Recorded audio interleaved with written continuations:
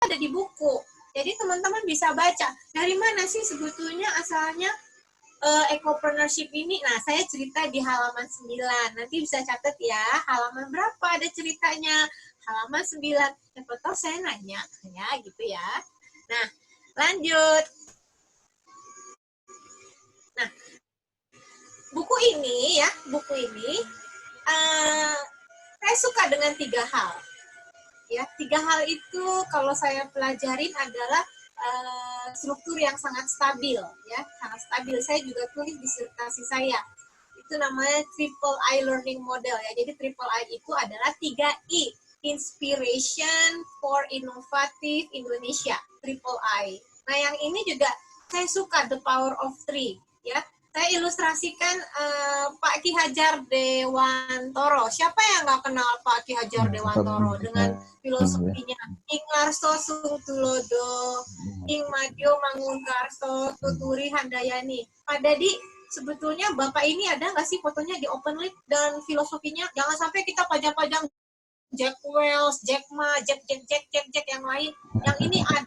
Harus ada, Bu, ya? Iya, iyalah. Kita kan pendidikannya bisa berkembang dari taman siswa karena Bapak ini, ya. Jangan kita pajangnya Bill Gates, nggak ada hubungannya sama kita, ya ada sih, ya, tapi artinya ya marilah kita Ingarso Sungtulodo, Ing Madyo Mangunkarso, Tuturi, itu 3 ya. Tadi saya katakan The Power of Three. Kenapa The Power of Three? Ini saya juga cerita sedikit intermezzo. Saya pernah ketemu dengan orang, ya, iseng-iseng ngomong soal numerologi.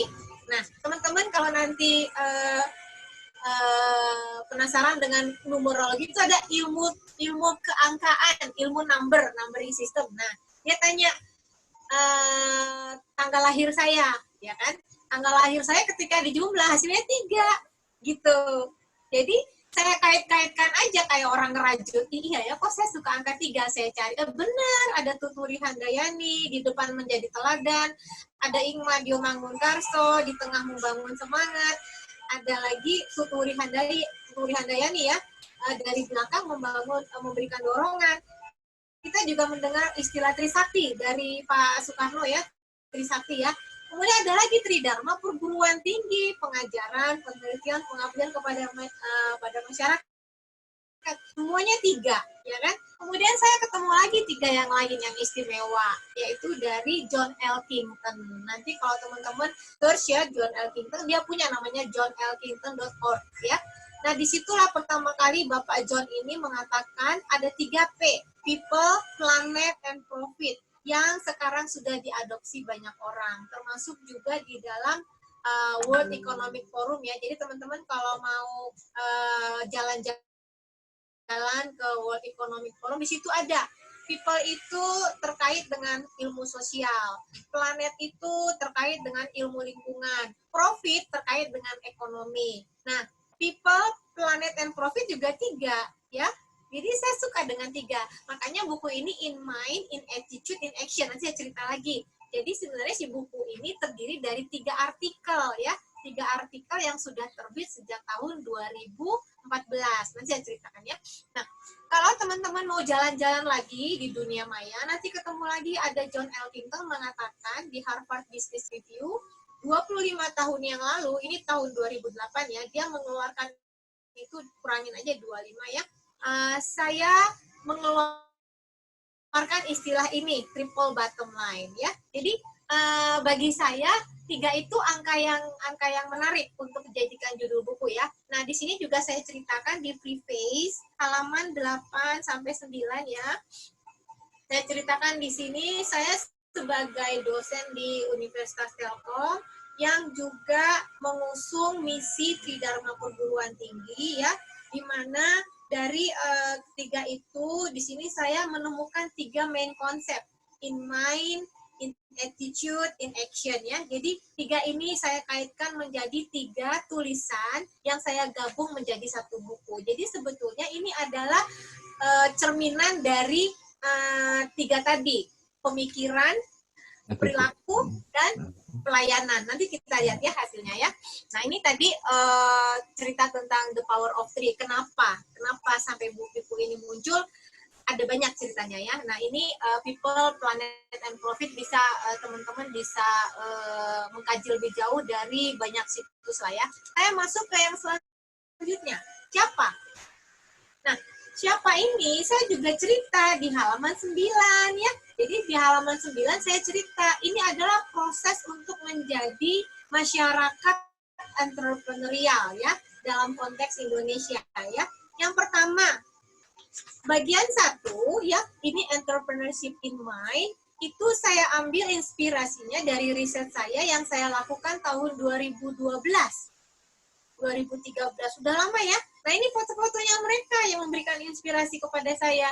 Pada saat itu saya memberikan tugas namanya Green E Project. Jadi yang bagian 1. Saya melakukan survei berdasarkan 4R. 4R itu apa? 4R itu adalah reduce, reuse, recycle, dan rethink. Jadi mereka, saya menggunakan 4R ini, saya bertanya ke mereka ya, ini adalah wajah-wajahnya. Saya memberikan angket, hasilnya ya begitu ya. Mereka punya keinginan untuk melakukan sesuatu kepada lingkungan dari tugas yang diberikan kepada mereka, namanya Green E Project ya. Jadi entrepreneurship project tapi yang hijau ya. Nah itu saya tuliskan di bagian 1. Itu namanya entrepreneurship in mind ya. Jadi pertama kalilah itu sebagai konsep waktu itu tahun 2012-2013 tahun akademiknya ya. Jadi kita baru pindah ke kampus selatan tuh. Jadi itu sebetulnya ruangan yang di kampus selatan ya, bukan di GG Talong lagi ya. Nah, lalu saya masuk ke bagian 2 ya. Bagian 2 itu saya cerita soal riset saya in action ya. In action itu dalam arti saya waktu itu tahun 2015 setelah saya selesai pendidikan doktoral, saya bergabung dengan teman-teman dari Unisba, Unpad, ITB, Maranatha. Kami suka berkumpul, berbicara, dan nama komunitas kami adalah Gemericik. Gemericik itu kayak air ya, yang bisa memberikan rasa segar, seperti suara angin mengalir gitu ya. Gemericik itu singkatan dari Gerakan Masyarakat Cinta Cikapundung ya. Nah, waktu itu saya ditunjuk, diberikan kesempatan diberikan kepercayaan sebagai ketua ya. Nanti tahun ini sudah terakhir 2020 ya. Kita juga belum tahu mau digimanakan. Yang banyak kami lakukan di situ ya, saya cerita ada di bagian 2 halaman 29 sampai halaman 43. Nanti teman-teman bisa baca ya. Saya cerita bagaimana ada gerakan masyarakat namanya Gemericik itu membuat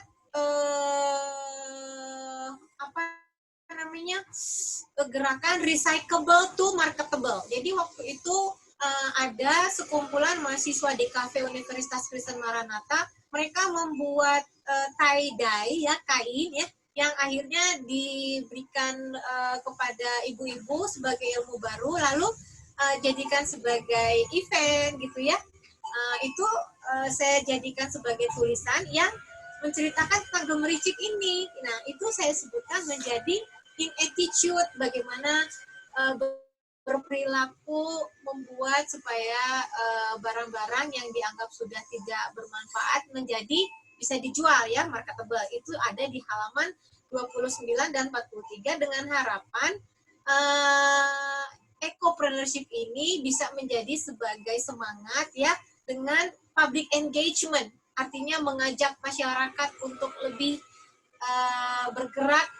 Waktu itu kita fokusnya ke Cikapundung ya, yang sudah mulai tampak rusak lah. Ini saya masukkan ke dalam bab 2, dalam perilaku. Nah, dalam pelayanan ya, itu saya kaitkan lagi bagaimana Tridharma itu, saya sebenarnya tidak sendiri ya, ada Bu Astri Gina, ada Bu Siska Eka, kami menggagas yang namanya bank sampah ya di Ciamplas. Nah itu saya tulis di bagian 3, halaman 47 sampai 94 ya. Nah itu adalah hasil dari yang sudah dilakukan ya, in action ya, dalam bentuk bank sampah, dan di situ saya mencoba mengembangkan gagasan namanya Triple Drivers of Ecopreneurship. Apa itu Triple Drivers? Nanti teman-teman bisa lihat itu ada di halaman 89. Ada ekonomi, sosial, dan environment ya. Jadi di sini nanti teman-teman bisa lihat ada gambar skematiknya. Saya mengambil dua pola pikir dari pihak bank sampah ya, yang sebagai promotornya, kemudian dari pihak masyarakat. Ternyata mereka punya tingkat persepsi yang berbeda terhadap tiga hal ini. Nah, itulah yang dikatakan menjadi inaction ya. Jadi tadi yang pertama in mind itu adalah dari mahasiswa, bagaimana mereka menggagas proyek-proyek yang lucu-lucu proyeknya, ada yang air minum dalam kemasan ditaruh di lorong, macam-macam lah. Di sini saya cerita di Patuan itu ada berapa grup ya. Ada kelas A, ada kelas B. Jadi ada kelas A 9 grup, namanya lucu-lucu. Ada Clean, ada Dreamcatcher, mereka membuat lampu dari plastik, ada Force, ada face mask.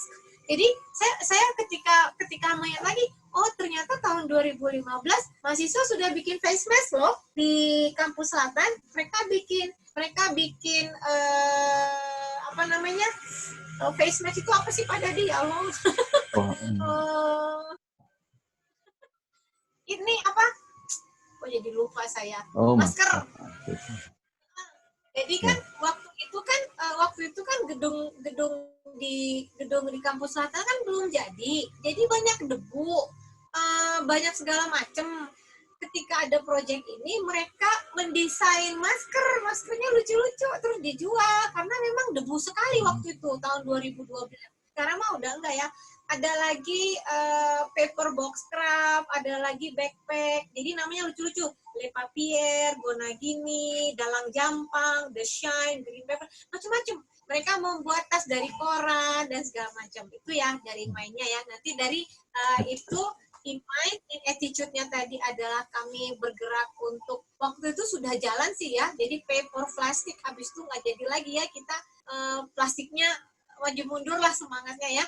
Dan yang terakhir adalah in attitude, in action ketika membuat bank sampah yang sekarang juga karena pandemi kami berhenti lagi, nggak bisa apa-apa, nggak boleh berkumpul. Itu adalah HU-nya ya. Ada 3 HU di sini. Jadi ada 3 HU. Ada student in mind, ada Gemrici in attitude, dan ada bank sampah Ciamplas Mandiri in action. Saya lanjut ya. Nah, di mana? Di sini, di kota kita, di negara kita, di planet kita. Ya. Jadi, apa ya rasanya melihat sampah segitu banyak setiap kali ada banjir, dan sudah berlangsung dari kapan-kapan gitu. Di sini dikatakan sehari sampah Sungai Cikapundung capai 7 ton. Itu saya ambil dari koran Tribun Jabar 12 Februari 2015. Ada, saya tulis di halaman 62. Jadi teman-teman bisa lihat. Di situ ada berita-berita dari mulai tahun 2013, 2014, 2005, sama, lokasinya sama, sampahnya juga sama, tahunnya yang berganti. Ya, itu saya tulis di halaman 62. Kemudian di halaman 49 saya tulis juga, pernah nggak sih kalian terharu mendengar kita menjadi Indonesia menjadi pemasok plastik sampah terbesar kedua setelah Cina, yang diteliti oleh Jambek itu ya, ada di Natgeo halaman Natgeo 2015 ya.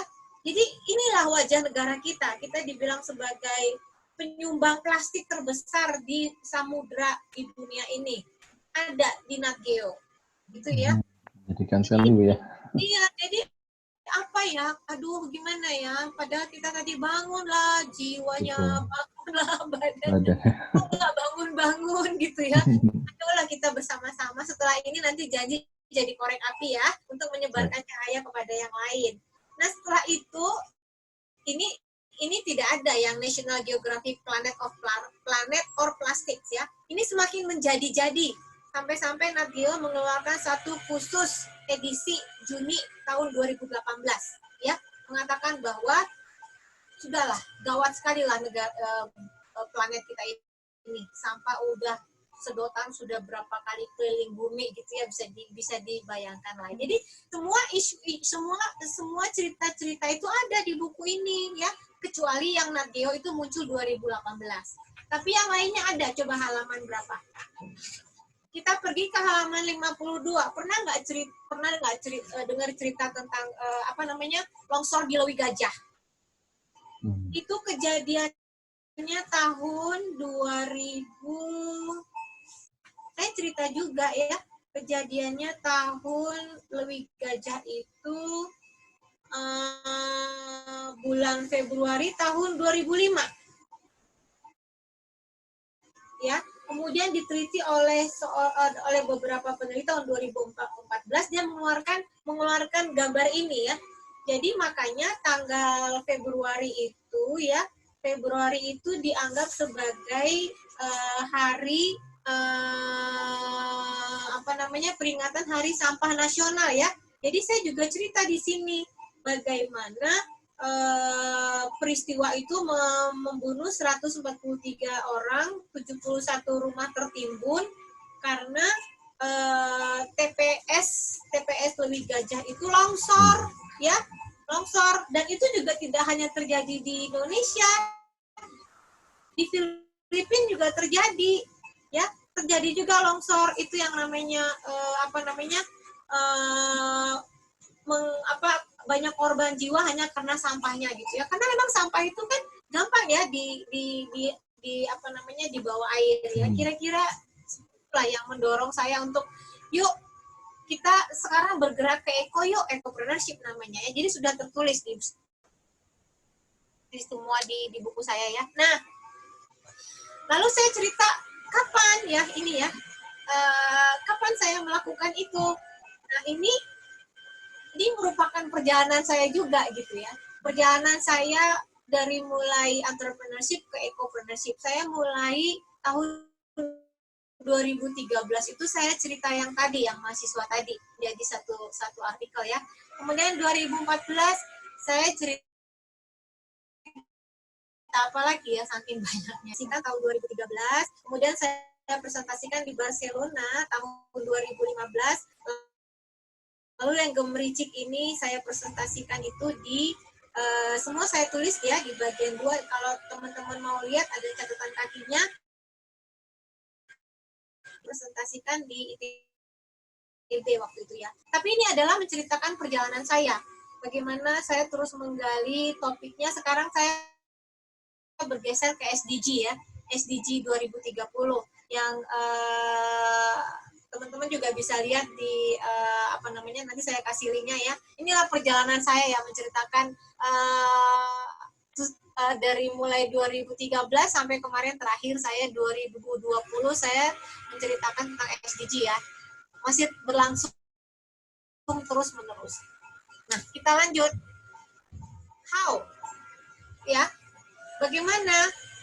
Nah, teman-teman ya, ada di bagian belakang saya kasih ruang untuk menulis ya, ruang untuk menulis sebagai refleksi ya, sebagai pemikiran akhir. Apa yang harus saya lakukan itu dalam pemikiran, kemudian bagaimana perilaku saya akan berubah itu dalam attitude, lalu action itu apa yang bisa saya lakukan sebagai pelayanan saya kepada sesama. Itu saya sediakan ruang untuk menulis. Ini tulisan saya. Jadi setiap kali saya dapat inspirasi saya tulis. Di sini yang terakhir in action ya. Terakhir saya kaitkan dengan bank sampah itu. Saya membaca satu artikel, lupa saya di mana. Tapi ini bukan dari saya ya. Katanya begini, in action ya. If you can feel somebody's stomach, then you can feel somebody's heart. Ya, jadi stomach ke heart ya. Iya, jadi kenyangkan dulu dia, barulah isi hatinya. Ya. Sama, saya dikasih nasihat sama orang tua saya. Kalau mau mengajak anak diskusi, jangan habis pulang sekolah dia capek, dia belum istirahat, nanti makan dulu, tidur siang dulu, baru diajak ngomong, ya. Jadi memang ada namanya politik makan siang, politik makan malam, gitu ya. Karena isikan perutnya dulu, ya, supaya hatinya bisa diisi, ya. Gitu. Jadi di sini saya menyediakan ruang haunya untuk teman-teman. Tulis-tulis aja apa yang mau. Future challenge. Future challenge saya bilang, bagaimana kita sekarang ada di persimpangan, tapi saya mengambil pola pikir dari Konfusius ya, yang mengatakan bahwa cinta harus datang di awal. Kalau kita nggak cinta, nggak bisa kita meneruskan ini. Ya, nah sebagai akhirnya ini di halaman terakhir saya bacakan ya, future challenge ya. This book is not here to change your opinion. Kita adalah sebagai pelangi. Gak mungkin pelangi itu warnanya cuma satu. Ada merah, biru, kuning ya, kita berwarna ya. Justru dengan berwarna ya, justru dengan berwarna kita menjadi indah gitu ya. Jadi this book is not here to give the right answer, but to ask the right, but pertanyaannya, because asking question is more important than giving answer. Manusia itu selalu bertanya, ya. Jadi kita harus bertanya terus, kenapa begini, kenapa begitu. Dengan begitulah kita bisa menemukan hal-hal baru. Ya. Recall for a moment the inspiration for my title, A Comprehensive in Mind, in Attitude, in Action. I entertain the hope that this book may pave the way for others' book that will fill any gap I may leave. Bisa jadi saya juga meninggalkan kekosongan ya, silahkan diisi. Ya. A richer understanding of nature, of the dynamic and complex fenomena. Karena ini adalah fenomena yang sangat kompleks. Alam itu tidak bisa kita apa ya, dia sangat misterius alam itu. Jadi kita lah yang harus menggali ya. Complex phenomenon that is usually referred to as eco-perception. Jadi in mind, di dalam pemikiran, in attitude, di dalam perilaku, in action, di dalam pelayanan ya. Itu dari saya kira-kira seperti itu. Kita di sini ingin supaya menjadi korek api, ini adalah perjalanan yang tidak habis-habisnya. Kalau habis berarti kita sudah selesai ya, game over ya. Nah, selama kita masih main game, teruslah kita naik level ya. It's about the endless effort, it may take years. Seperti perjalanan saya tadi, dari mulai 2013 saya ke sana, terus mencari dan mencari, untuk apa? Untuk tell you, untuk Indonesia, untuk dunia. Ya, sebagai pamungkasnya, penutupnya, saya tampilkan ada 3. Saya suka yang bulut-bulut ya. 3. Gelembungnya, gelembung ya. 3 bubble. Jadi matahari bulat, bulan juga bulat, ya, sempurna ya. Jadi indah sekali. Yang bulat itu tiada akhir, tiada awal ya. It's now, it's here, it's local. Lalu itu adalah perjalanan yang menyenangkan. It's a joyful process ya. Jadi teman-teman sekalian, in mind dalam pemikiran, in attitude dalam perilaku, in action dalam pelayanan. Demikian dari saya, semoga bisa menjadi korek api kepada yang lain, memberikan cahaya supaya lebih meriah. Terima kasih. Kita masuk ke pertanyaan. Ya, terima kasih Bu Ratna. Wah, menarik sekali. Jadi inspirasi yang perlu kita ikuti ya. Jadi kalau sedikit saya resume dari CV Ibu, saya sampaikan bahwa Ibu telah berpengalaman. Ibu Linda ini telah berpengalaman dengan lebih dari 8 tahun pada teknik arsitektur sebelumnya ya. Perusahaan-perusahaan yang sebelumnya adalah di konstruksi Jepang seperti Taisei Corporation, Maide Corporation, Tobishima Corporation, JICA Agency, dan Pacific Consultant International. Beliau juga memiliki pengalaman internasional dengan pernah tinggal dan bekerja di Tokyo. Jadi ini sangat Japanese banget loh ya, dengan Taisei Corporation sebagai salah satu peserta magang di musim panas tahun 1993. Kemudian juga beliau pernah mengajar pendidikan kewirausahaan dan manajemen strategis kepada siswa master degree di Telkom University selama hampir 2 dekade di Telkom University. Pada 2004 dan 2007 beliau juga ditunjuk sebagai Kepala Pusat Pengembangan Bisnis dan Kewirausahaan kewirausahaan, dan beliau memegang tanggung jawabnya sebagai kepala penelitian untuk studi kewirausahaan dan mahasiswa pasca sarjana. Nah, dari 2004 hingga 2013. Jadi sangat banyak sekali. Kemudian beliau lulus dari ITB tahun 1992, terus kemudian sebagai sarjana teknik arsitektur. Kemudian pada tahun 2000 memperoleh gelar Magister Manajemen dari Asian Institute of Management, Manila, Filipina. Ini juga mendapatkan beasiswa ya Bu ya, kemudian dari AIM ya. Pada 30 Agustus, beliau memperoleh gelar doktor dan lulus dengan predikat cum laude dari Universitas Pendidikan Indonesia pada administrasi pendidikan untuk pendidikan tinggi. Jadi juga ini mendapatkan beasiswa dari YPT. Gitu. Terus kemudian Ibu Ratna juga mempunyai penelitian sangat banyak sekali yang tidak bisa saya sebutkan satu persatu, termasuk pada entrepreneurship education, baik di dalam maupun di luar pendidikan formal. Ada sejumlah pendekatan yang diterapkan seperti dalam banyak bentuk dan pengaturan kewirausahaan seperti ecopreneur, edupreneur, creativepreneur, digipreneur, dan socialpreneur dan entrepreneur. Makanya di sini Ibu sangat komprehensif sekali bisa mengelola informasi terkait ecopreneurship. Dan banyak makalah yang sudah dipresentasikan di berbagai konferensi internasional sejak 2004, ada 30 paper. Kemudian beliau juga aktif sebagai lifelong learner, jadi semakin terus belajar terus Ibu untuk meningkatkan kompetensinya dan memberikan kontribusi terhadap kita masyarakat ya, termasuk Indonesia. Begitu teman-teman, Bapak Ibu sekalian, silahkan ada pertanyaan yang sudah disampaikan cukup banyak sekali ini chatnya. Jadi mungkin pertama saya bisa sampaikan dari Ibu Marliandia Ikesari. Menarik Bu, terima kasih atas pemaparan Ibu Ratna. Mau minta pendapat, jika kita mau membuka usaha yang ramah lingkungan, mencari supplier yang juga mendukung eco-friendly, terutama mengenai kemasan plastik yang sering dipakai, karena tidak semua jenis plastik atau kemasan diterima oleh bank sampah, dan kecepatan pengolahan di bank sampah pun tidak bisa mengikuti kecepatan penggunaan kemasan sekali pakai. Mangga Ibu, bagaimana ini Bu? Tanggapannya Bu? Ya. Kita mencoba untuk mengurangi sampah plastik karena plastik itu susah terurai ya.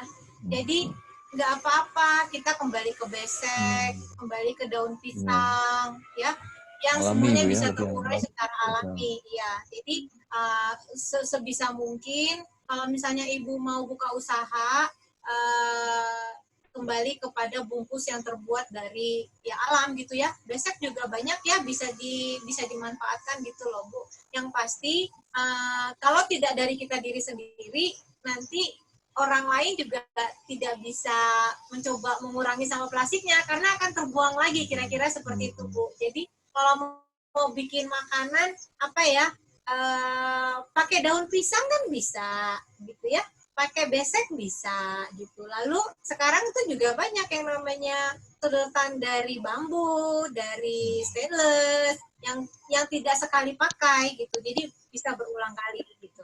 Kira-kira gitu ya Bu ya. Jadi jangan lagi menambah beban karena serem ya melihat ulasan dari Nat Geo itu seperti tip of iceberg ya, yang kelihatan cuman pucuknya, di bawahnya gede banget gitu, kayak kantong kresek. Wah, berat lingkungan kita sekarang ini ya. Iya, betul. Baik, terima kasih Bu. Ini kemudian yang berikutnya adalah dari Ibu Nur Karmila ya.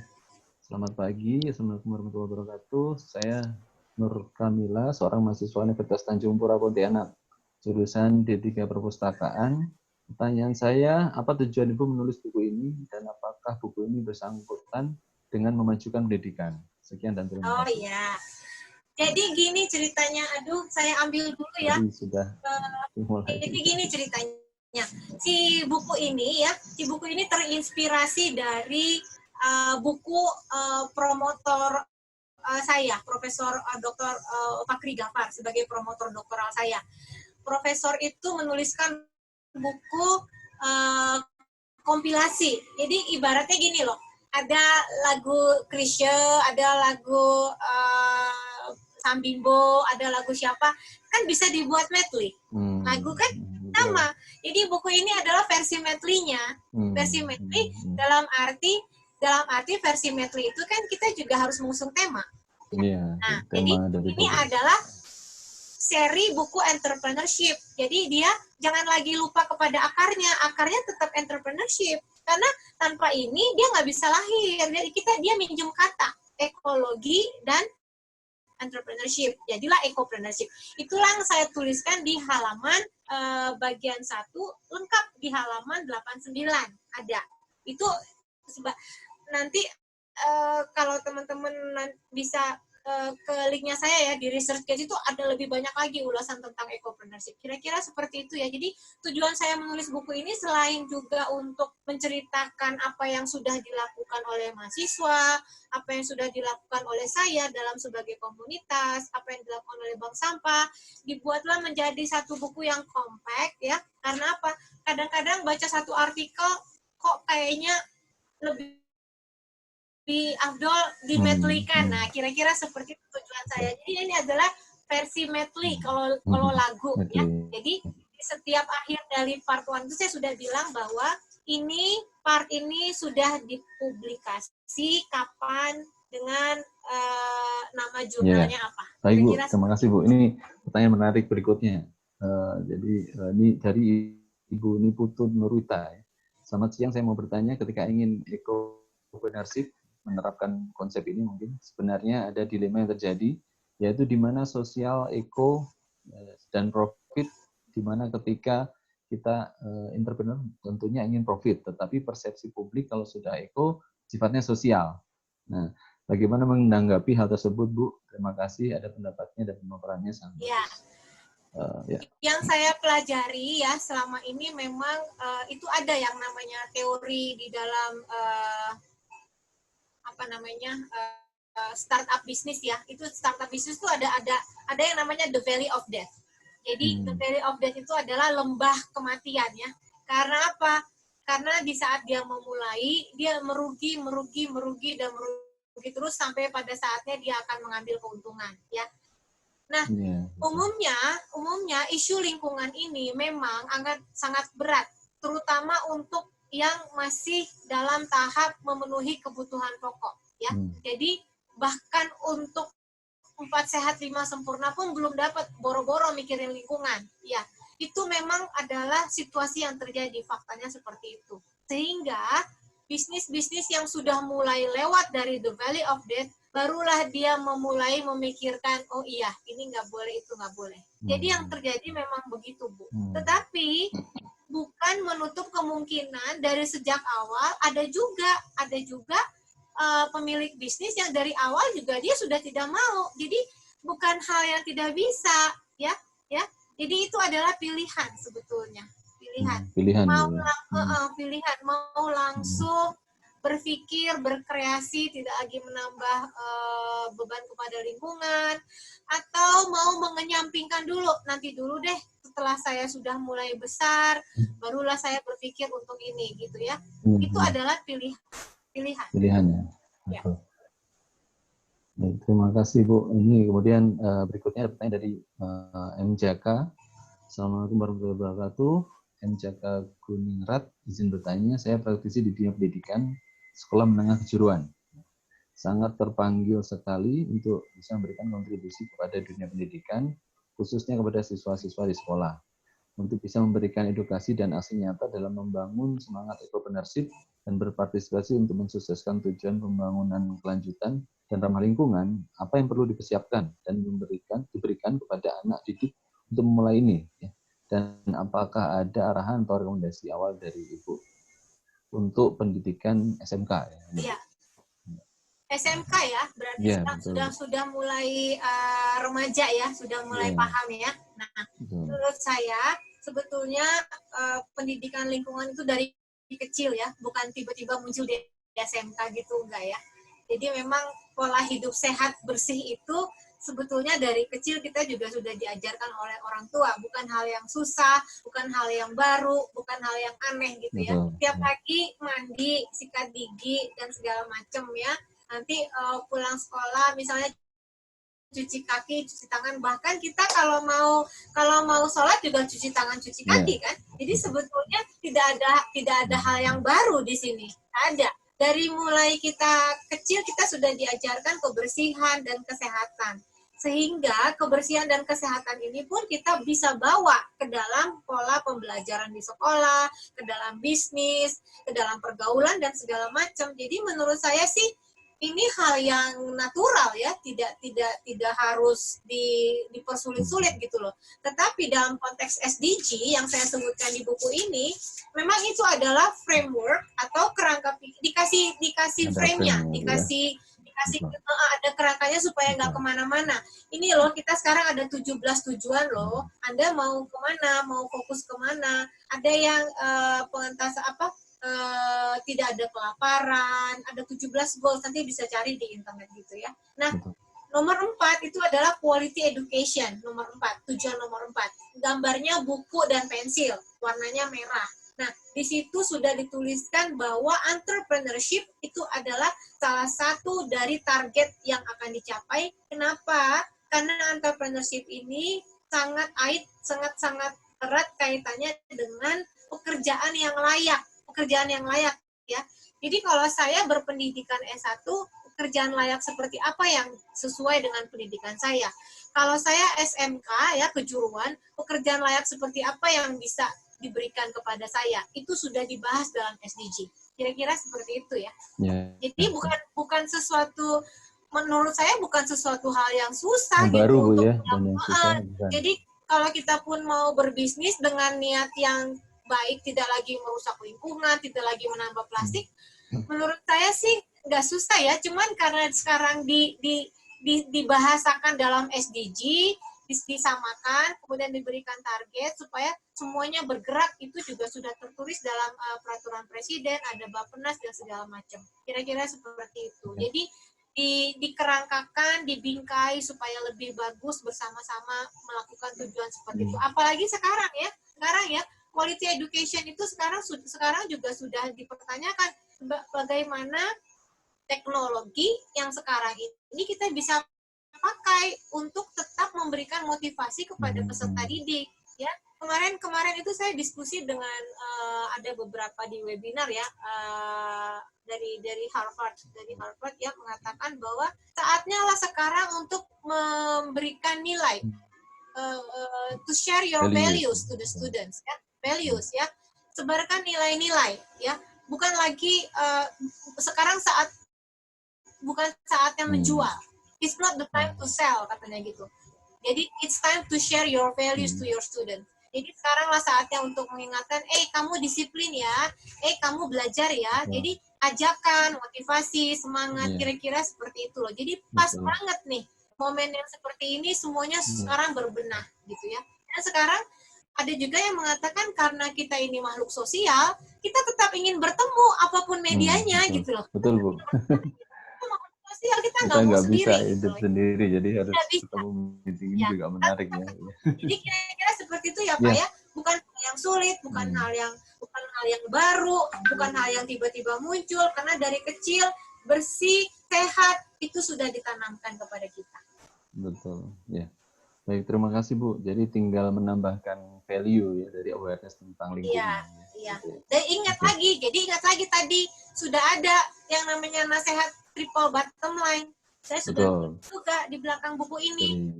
Siapa yang mengatakan? Bukan saya loh yang mengatakan, itu adalah hasil pemikiran, buah pikir dari Bapak yang namanya John Elkington ya. Dia katakan boleh punya untung, berprofit, tapi jangan melupakan planet dan sesama.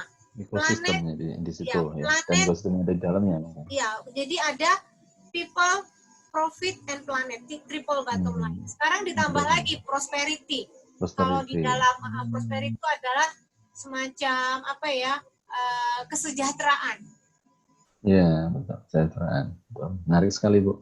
Baik, berikutnya Bu, ada pertanyaan lagi Bu terkait dengan pencapaian SDG dari Nurmaya Prahatmaja. Nah, ini terkait pencapaian SDG goal lembaga induk atau penaung perpustakaan. Universitas misalkan, apa peran utamanya untuk pencapaian SDG, terutama di era 4.0 dan 5.0 seperti sekarang ini? Enggak, Bu? Sebetulnya SDG itu bukan hal yang sederhana ya, rumit sekali sampai kaitannya benangnya halus-halus ya, gitu ya, benangnya kemana-mana betul. Tapi kita mau yang mana dulu nih? Kita mau cerita apa? Perpustakaan, library gitu ya. Oke, library. Sekarang kita kan sudah masuk ke e-book ya, mengurangi pemakaian kertas. Satu kertas ini pun udah berapa pohon gitu ya. Nah, buku ini juga begitu ya. Ketika saya membuat buku ini ya, saya tanya kepada percetakan, Bu, mau pakai kertas apa? Mau pakai kertas yang ini, yang putih, yang HVS kayak begini, biasa ya? Atau mau pakai kertas buram kayak begini? Ya, ini adalah kertas recycle. Saya memilih kertas recycle karena memang sebetulnya untuk apa gitu ya? Kalau memang bisa pakai yang kertas daur ulang, lebih baik pakai kertas daur ulang dan memang lebih ringan. Kira-kira seperti itu ya. Jadi peran perpustakaan juga bisa begitu. Kan sekarang sudah mulai yang namanya e-book, yang namanya skripsi-skripsi juga sekarang sudah dimulai dengan dimasukkan di dalam soft copy ya. Tapi ada tapinya ya. Kita sebagai dosen pembimbing juga kadang-kadang kan pengen nyoret ya. Jadi ini salah ya. Jadi kemampuan motorik kita itu juga mesti dipakai, bukan berarti terus dengan digital kita nggak pakai lengan, nggak pakai alat tulis, kita kan juga pengen menulis gitu ya. Jadi makanya saya bilang biar mau 4.0, 5.0, tetap kita pakai yang namanya indera, ya aktifkan semua indera. Kita dikasih 5 indera loh. Kadang-kadang kita melihat tapi nggak dengar, kadang-kadang kita dengar tapi gitulah. Jadi inderanya semua dipakai termasuk menulis. Makanya saya bilang, yuk sebagai refleksi, tulis-tulis apa yang mau kalian tulis dalam pikiran, dalam perilaku, dalam tindakan. Baik Bu, mungkin satu pertanyaan lagi ya mungkin. Ini ada satu dari Pak Unggul Prestiaji dari Universitas Muhammadiyah Surakarta, dari mahasiswa kedokteran Bu, beliau. Jadi ingin bertanya, bagaimana cara membuat potensi yang tak terlihat untuk masa depan yang lebih baik dengan cara membaca dan membahas? Dan apakah korelasi dari membaca dan kebiasaan menyimak? Apakah ada ya? Terima kasih, Bu Ratna.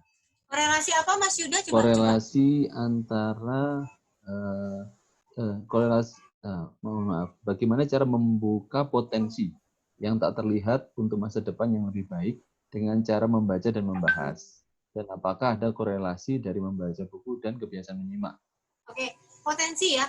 Potensi itu kan harus digali ya. Betul. Harus digali. Jadi kembali saya ke bidang ilmu entrepreneurship itu dari sejak abad berapa itu ya. Ada Schumpeter namanya yang mengatakan bahwa creative destruction ya. Kita menghasilkan hal yang baru tapi secara kreatif ya, seperti di Facebook itu ya, merusak tatanan tapi dia memberikan satu kreativitas. Jadi sebetulnya kita diberikan akal budi untuk selalu berkreasi. Bahkan di saat pandemi sekarang ini pun kita harusnya semakin kreatif ya. Bagaimana caranya menghasilkan sesuatu yang baru, macam-macam. Kemarin saya lihat ada yang namanya masker yang di sininya pakai plastik ya, supaya terlihat ketika bicara artikulasinya itu diberikan kepada tunarungu ya, supaya dia bisa baca bibir. Mereka kan baca bibir, bukan dengar kan? Dibikin face mask, dibikin masker yang ininya terbuka untuk yang pakai bahasa isyarat, ya kan? Betul. Jadi kita selalu berkreasi. Nah, tadi apa pertanyaannya, Mas Yuda? Tadi apakah ada korelasi dari membaca dan menyimak? Oke. Gini ya, di dalam dunia kedokteran itu juga dikatakan ketika kita membaca ya, itu neuron-neuron yang ada di otak kita itu bertumbuh loh. Makanya orang yang sudah mulai lanjut ya, lanjut usianya sudah banyak, harus banyak membaca supaya apa? Supaya tidak pikun. Katanya begitu. Percaya nggak percaya? Tapi secara ilmu pengetahuan bisa dijelaskan. Ketika ini di-scan ya ada orang yang tidak membaca, ya di-scan, dengan di-scan lagi kepala yang orang yang membaca, ya dibandingkan dengan namanya fMRI, itu saraf-saraf di otak yang lebih banyak berkembang itu adalah orang yang membaca. Ya, jadi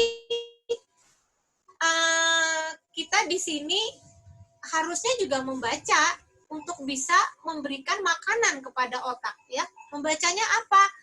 Jangan membaca yang makanannya yang junk food lah ya, bahaya buat kesehatan. Berikanlah makanan yang bacaan yang sehat, ya. Apalagi sekarang ini era post-truth namanya. Era post-truth itu artinya kita nggak tahu lagi mana yang benar, mana yang enggak tahu lagi mana data yang ada hoax. Iya kan gitu ya Mas Yuda ya. Betul, mix. Jadi sebelum membaca pikir dulu ini sehat nggak ya buat otak saya ya. Ini nanti kalau saya baca gimana gitu. Karena membaca itu juga makanan buat pemikiran. Asupan knowledge Bu ya. Makanya lifelong learner. Iya, ini tuh sebetulnya CEO kita gitu loh. CEO itu ya Chief of Executive Officer. Ini yang harus tetap dijaga. Makanya saya bilang kemarin ke murid-murid saya, ada tuh artikel tuh di Kompas agar tetap cerdas dan waras di masa pandemi. Cerdas dan waras. Cerdas dan waras. Ada juga orang cerdas nggak waras ya, teroris, koruptor. Mereka cerdas-cerdas tapi nggak waras gitu loh. Ya, jadi ada juga tidak cerdas, tidak waras, itu lebih parah. Ya. Jadi lebih baik kita pilih cerdas sekaligus waras, gitu ya. Jangan cerdas tapi nggak waras, bunuh orang lah, bikin keributan lah, ngerampok, itu nggak waras itu. Jadi bagaimana supaya kita cerdas dan waras di masa pandemi? Open lip nih.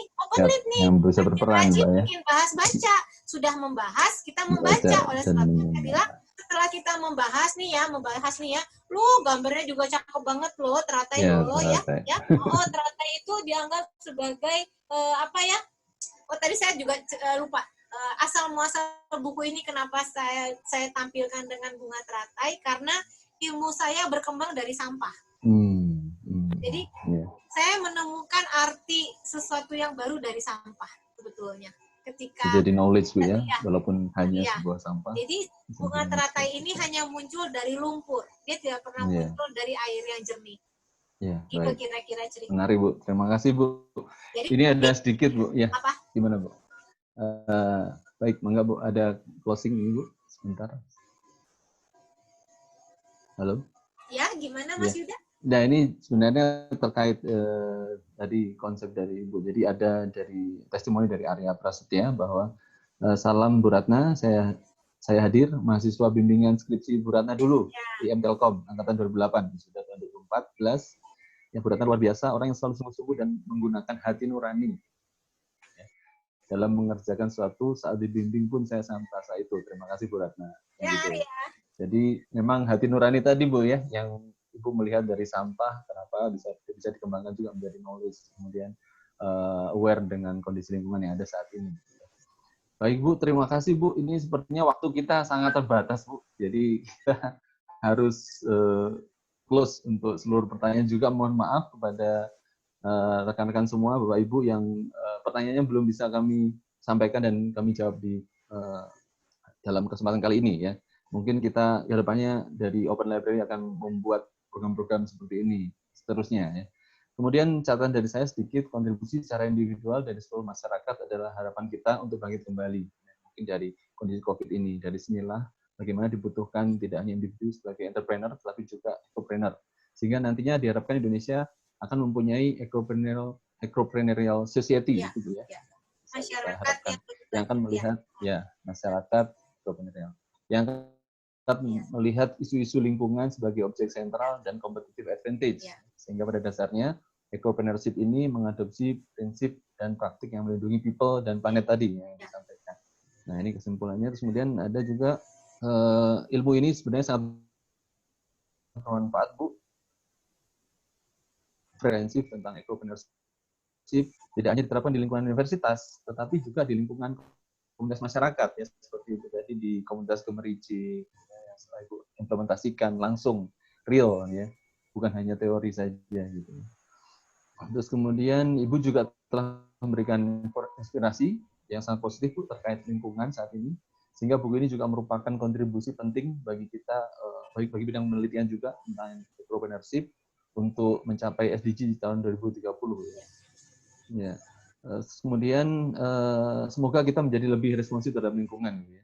Nah, dan memberikan value kepada pembaca yang tertarik pada bidang entrepreneurship di Indonesia ini. Baik, terima kasih. Saya rasa cukup untuk paparan dari Ibu Dr. Ratna.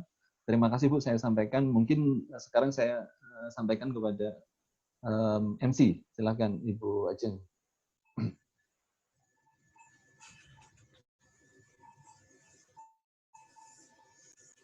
Halo Ibu Ajeng, silakan bisa dilanjutkan. Saya mute ya. Ya.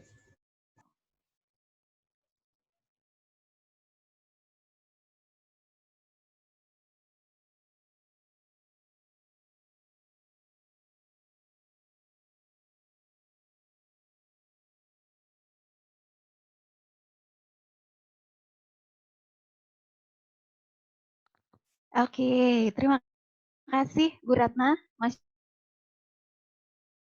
Yuda, dan juga rekan-rekan yang sudah hadir. Luar biasa sampai saat ini partisipan yang hadir mencapai 106 orang.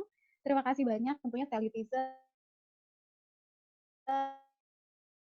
Jawa maupun luar Telu ya, luar biasa sekali. Terima kasih banyak, mudah-mudahan ke depannya bahas baca bisa terus dilaksanakan. Buku apa teman-teman yang kira-kira bisa kita bahas baca bersama, boleh nanti disampaikan melalui social media Open Library juga. Lalu tadi sebetulnya ada 5 pertanyaan ya, yang sudah terjawab ya Mas Yuda.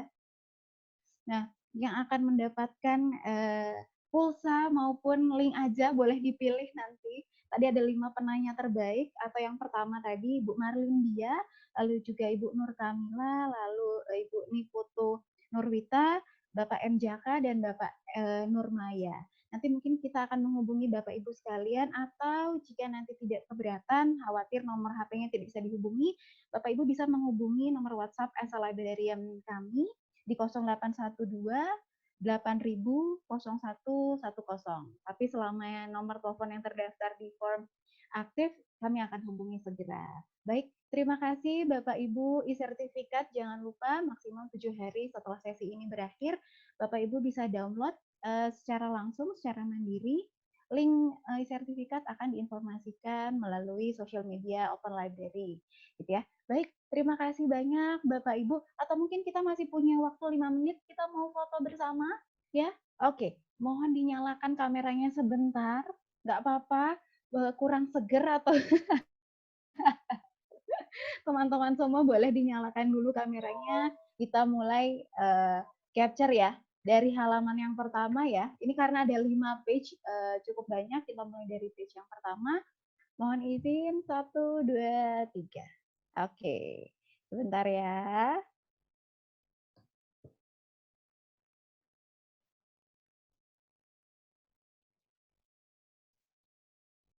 Oke, page yang kedua, siap.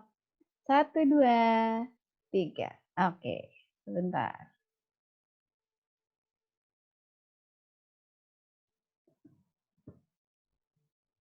Oke, page yang ketiga. Oke.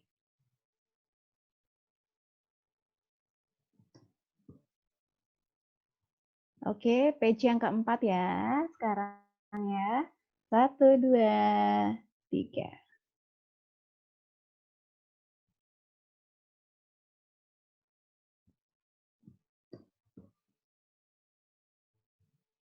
Oke, page yang terakhir. Oke. Sip. Terima kasih banyak Bapak Ibu sudah meluangkan waktu. Jika ada evaluasi maupun masukan untuk kami, silahkan. Terima kasih banyak. Assalamualaikum warahmatullahi wabarakatuh.